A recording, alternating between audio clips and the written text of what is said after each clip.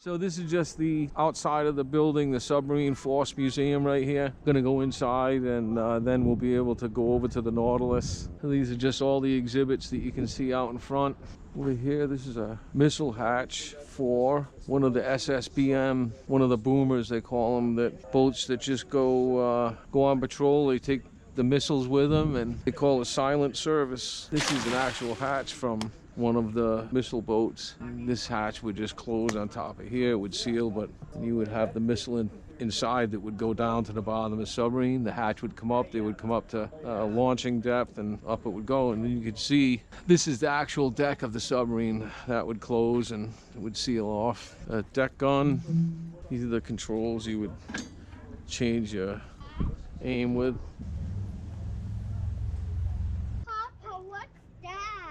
That's a big deck gun. So this is a harpoon missile. What's that say? Anti-ship. Anti-ship? Yep. Oh. And Will you go there? these could have been launched from submarines or, well, excuse me, surface ships, and I think they were adapted to submarines. Here we go, we're going in. All right. We don't need this. Yeah, we got me. All right, guys, this is amazing. This is amazing. This is something different. This is something new for you guys on Fill the Boat, but in a sense, it's still the boat. In the Navy, surface ships are referred to as ships. Submarines are referred to as boats. This is the forward torpedo room right here. You can see the torpedoes on the rack, so those are the tubes.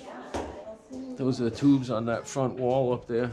You see it pretty complicated way of life living on submarines. You can see all these valves, and you know, if you're on an airplane or something, all panels covering everything, you don't see these kind of things. The reason this is unfinished like this is because we all have to know, if you're a submariner, how to work these valves. And those are the people that don't work here. yep. And this looks like a little washroom. This is medical, so look at this where you have to take a, you know what, you let it rip right in there. And you look at this, when you get on a Navy ship, guys, this is one of the things that you get used to. You would take this hatch, close that hatch, you would dog the hatch over, and then you see this rubber seal right here would get pressed into this, and you would maintain the watertight integrity. Another little sink here, another crapper, another crapper.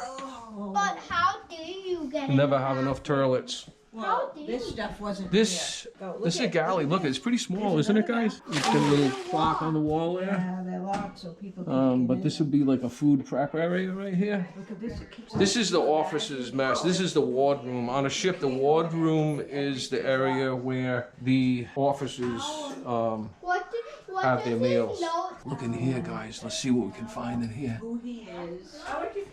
This is the officers' staterooms. Who is he? You can see it's pretty tight in there, but like I said, that's even on modern boats. You don't get much more room than that. Look at, that's where you go to bed at night. Check it out. He wants to know where the ship is going. This is the commanding officer's stateroom right here. So this is actually the captain's cabin right here. Probably the XO right here. Here's one of these watertight hatches that I was showing you before. This one has a way to close it quickly. Whoops. Sorry about that knocking on the head there. This is the ship's office. You know, keep track of everything to do with just everything. This is a control room, guys. Look at, you can see periscope right there, station. Another view of a couple of periscopes. All of this machinery that you can see in here. The ship's alarm panel right here. You know, if the ship was going to general quarters, if there was going to battle stations, they would ring these alarms and the alarm would sound throughout the whole ship. Lets the whole ship know to get to their battle stations, whatever battle station that is. Come back here. This is the navigation center. That guy right there, doing his job, keeping them on the right course.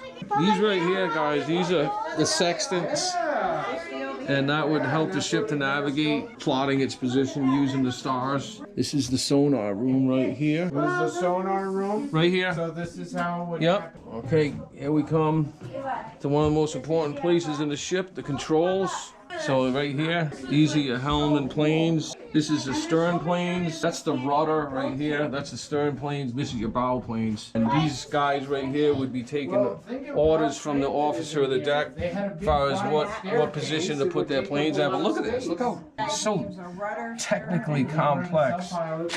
These submarines, even like in the 50s, and you can imagine now. These right here, that's the main ballast tank blow. These are all of these valves right here have to do with putting air or water inside the holding tanks to affect the buoyancy, to either surface the ship or to take the boat down.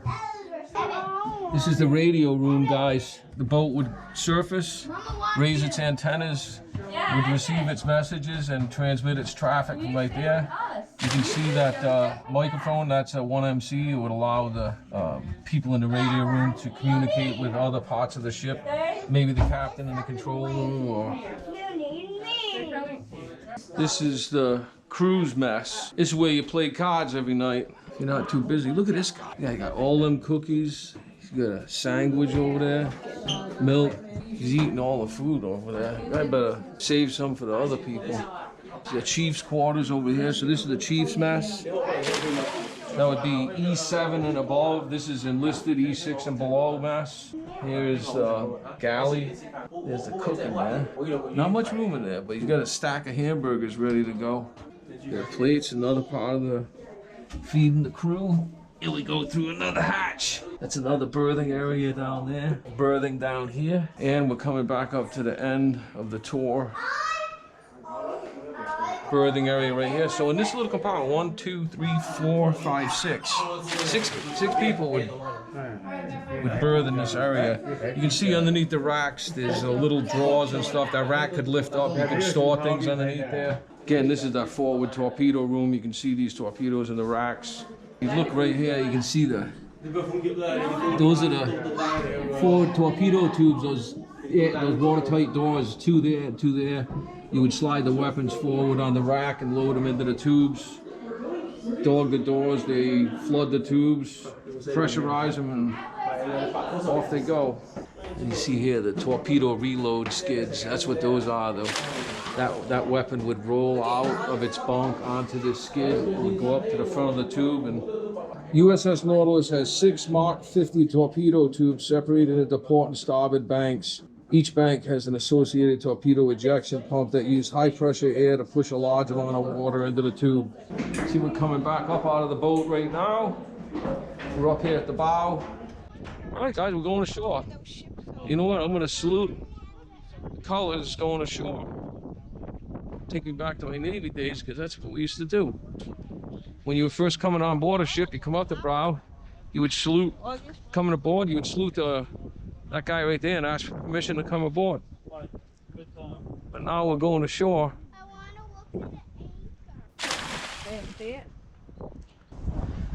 So those letters that you see on the side of the sail, above the 571, the E, the A, the E, you have a battle efficiency E, which you have to just demonstrate proficiency in firing your weapons and stuff. Then you have the engineering E, which is making sure the ship runs right and that everybody knows how to do their job in case of routine operations or in case of emergency. This is the stern. Aft end of the ship is the stern, the front is the bow. You can see, you got your rudder right there, just sticking up above the water, and that obviously goes way down. The screws are gonna be on either side, like just aft right there. Well, we hope you guys enjoyed it today. Just a little bit of different content. Really shows the sacrifices that some of the early sailors made. Submarines have come a long way since obviously this boat, the 50s and the 60s. Thanks everybody for tuning in. We hope you enjoy it and try to bring different things from time to time. So God bless. And we're gonna get fishing again soon. Next video will be a fishing video, I promise. GoPro, stop recording.